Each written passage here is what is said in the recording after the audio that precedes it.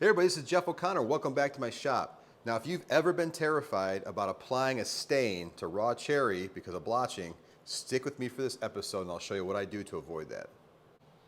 All right, so here we are at the bench. Our problem is the blotching of cherry and how to avoid that. So where does blotching come from on a cherry board? Well, there's a few different theories on it, and one of those theories is there are different resin deposits within the cherry wood itself, and those resin deposits are aggressively sucking in that stain and hold it in there more so than the rest of the wood. There's a second theory where the changes in grain direction can also create those pockets where you get that blotching with your stain as well. And then thirdly, they talk about sanding. So if you're jumping from grits, let's say you do 80 grit, jumping up to 180 grit, you can also be creating those pockets where you're going to be getting the extra stain deposits and the holding of the stain.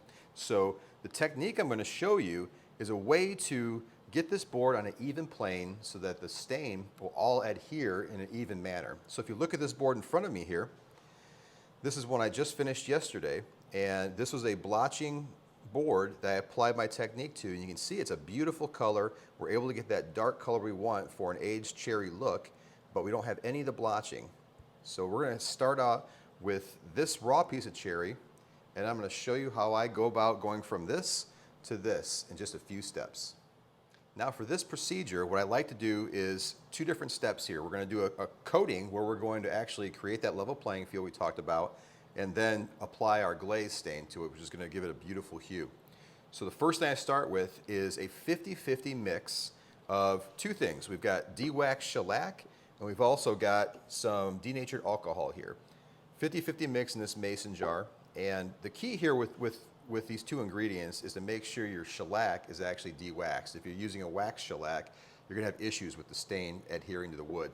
So what I'm going to do is just do a light coat of this. This is called a wash coat. I'm going to apply that onto the raw wood.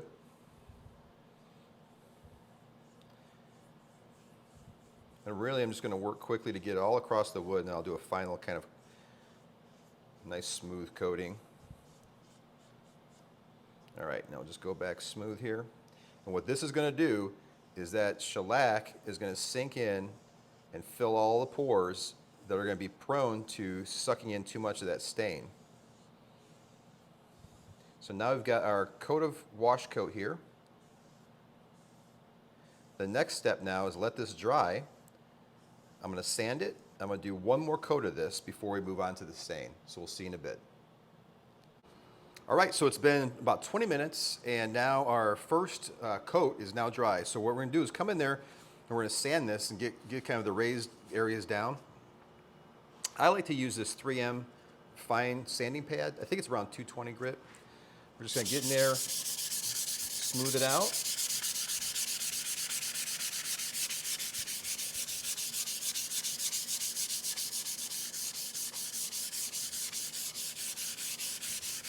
Okay, now we're just going to take a towel, we're going to get this dust off.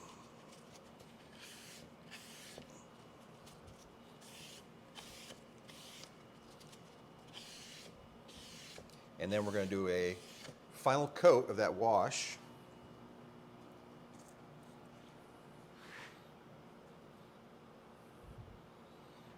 Now this will go a long way now because we've already sealed this pretty well.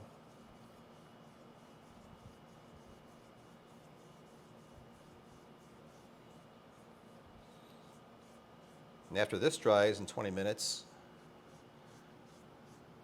we're going to be ready to apply our pigment and onto a beautiful stain. See you in a bit. All right, so 20 minutes have passed. Our second coat is now dry, so I'm going to do the same thing I did last time. Just do a quick sanding with this 220 fine grit pad. Just try and knock down any last raised pieces of grain or coming out nice and smooth. So at this point, we brought everything to a nice level to get ready to be glazed here. Get the dust off.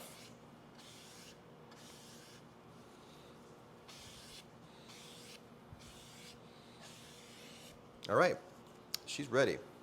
So for the next step, we're going to apply this beautiful color to the wood, and with any luck, it'll come out just like this with no blotching and nice deep color. For that, we're going to use two things. We've got a glazing medium, which is going to help the color to spread, and it's going to kind of increase our working time a little bit. And we're going to be using this oil glaze that is burnt umber. And I found that burnt umber is actually one of the prettiest colors you can use with cherry, but you can really use any oil glaze. These are both made by Winsor & Newton. You can get them both on Amazon, and I really like them. The glaze itself goes a long ways, so I don't need a whole lot in this bowl, but I'm going to squirt some in here. It makes me feel like an artiste as I do this. And we're going to add a little bit of this medium in there with it. There's no science, I don't think, to the ratio there.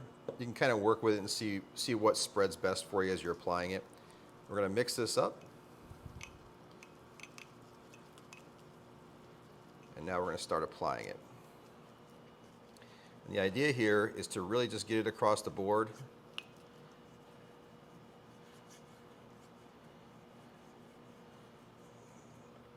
Get a nice quick application of the color.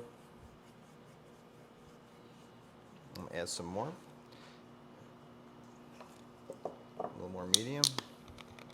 You don't have to work quickly with this because you've got the glazing medium in there, which kind of elongates the time.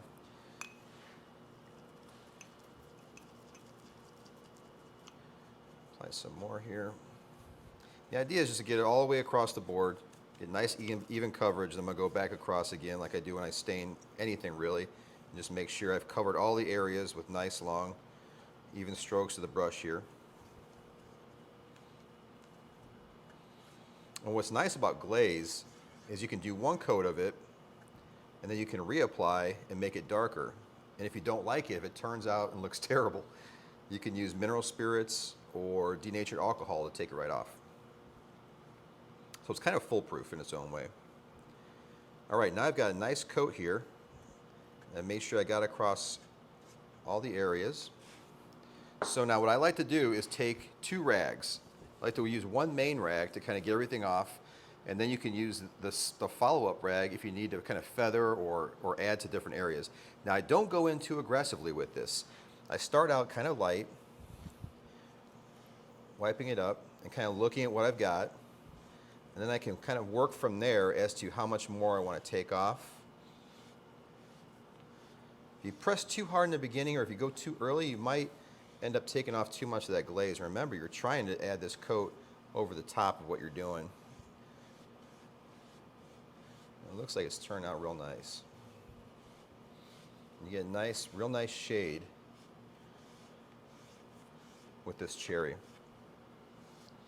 Now this cherry has a little bit more of a golden color with the burnt umber than this other example I have here, but it's equally beautiful. And you're going to find that, you know, each piece of cherry you get from different trees is going to react differently with it, but it turns out really beautifully. So as you can see here, we got a real nice coverage of the cherry and very, very minimal blotching in there. It came out with a really beautiful color there. We didn't need to do any feathering, so I didn't need the second rag. It actually came out pretty nice. So that's all I've got for you today. This is a great little technique that I use for cherry. Try it out at home. Try different glazes if you like, but I think it's a good technique to make you more comfortable in the shop when you're dealing with those blotch-prone cherry pieces. So I'm Jeff O'Connor. Look forward to seeing you again next channel, and I am going to get rolling with Hans here, dovetailing this because this wood ain't going to work itself. We'll see you next time.